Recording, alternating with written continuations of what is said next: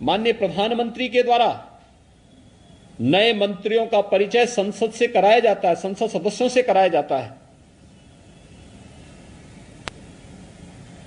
आपने देखा होगा मंत्रिमंडल के परिचय के कार्यक्रम में ग्रामीण पृष्ठभूमि से जुड़े हुए, अनुसूचित जाति, जनजाति, पिछड़ी जाति और उन तबकों से जुड़े हुए मंत्री काफी बड़े पैमाने पर बने हैं, जिन्होंने देश की आजादी के बाद कभी भी नेतृत्व नहीं देखा था। आज जब उस तबके को नेतृत्व दिया गया, उन्हें आगे बढ़ने के लिए एक अवसर प्रधानमंत्री जी ने दिया और उन सभी माननीय मंत्रियों के परिचय संसद सत्र प्रारंभ होने के साथ ही संसद के अंदर होता। विपक्ष कोई रास नहीं आया। संसद एक मंच होता है अपनी बात को रखने का,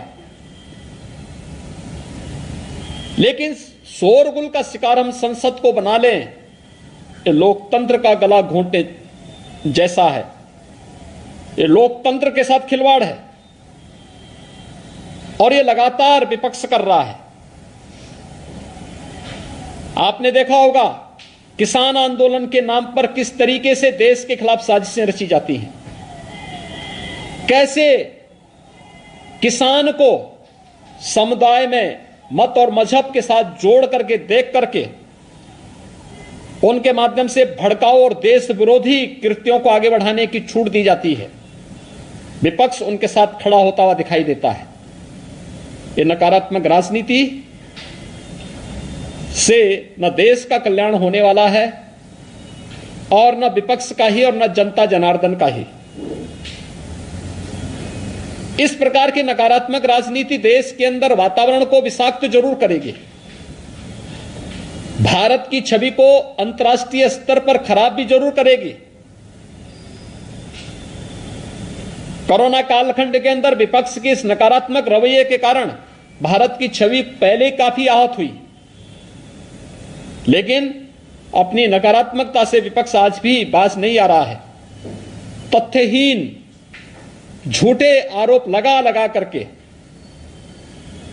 देश के एक यशस्वी नेतृत्व को बदनाम करना, भारत की छवि को, अपने देश की छवि को लगातार निरंतर धूमिल करना, यह विपक्ष के एजेंडे का हिस्सा बन चुका है। उनकी कुत्सित मंशाएं कभी पूरी नहीं होंगी। जनता जनार्दन समय आने पर उन्हें फिर से जवाब देगा, वैसे ही जवाब देगा जैसे 2019 के लोकसभा चुनाव के ठीक पहले राष्ट्रीय सुरक्षा से जुड़े हुए अहम मुद्दों पर, राफेल जैसे मुद्दों को ला करके उस समय विपक्ष ने देश का वातावरण खराब करने का प्रयास किया था। बाद में उनको मुंह की खानी पड़ी थी, न्यायालय में भी और जनता जनार्दन की अदालत में भी।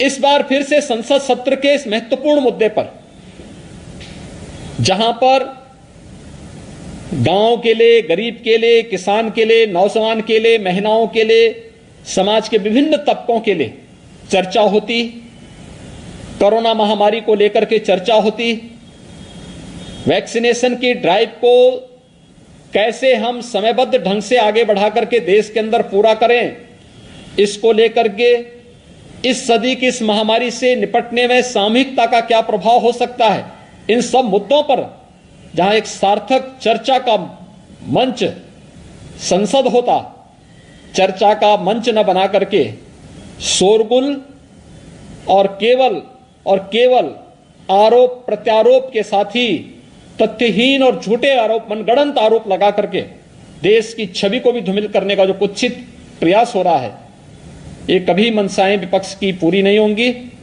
इस प्रकार के मनगढ़ंत और तथ्यहीन आरोपों को एक सिरे से खारिज किया जाना चाहिए।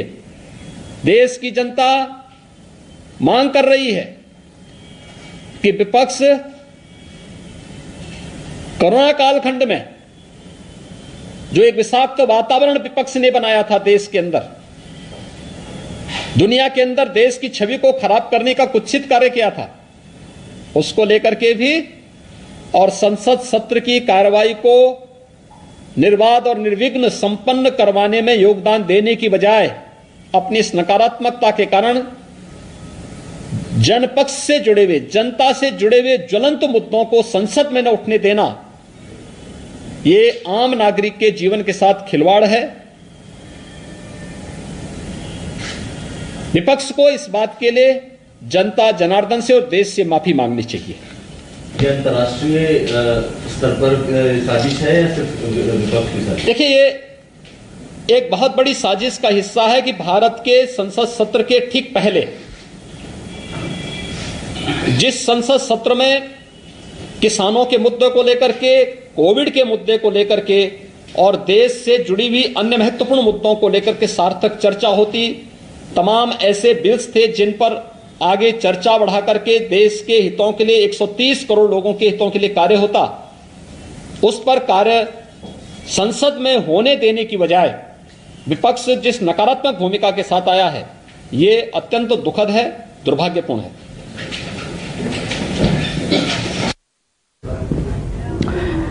तो मुख्यमंत्री योगी आदित्यनाथ को आप सुन रहे थे कि भारत की छवि खराब करना विपक्ष का एजेंडा है, क्योंकि कल सदन में विपक्ष ने जो नए सांसद बने, जो नए सांसद मंत्री बने, उनका इंट्रोडक्शन नहीं होने दिया, परिचय नहीं हुआ।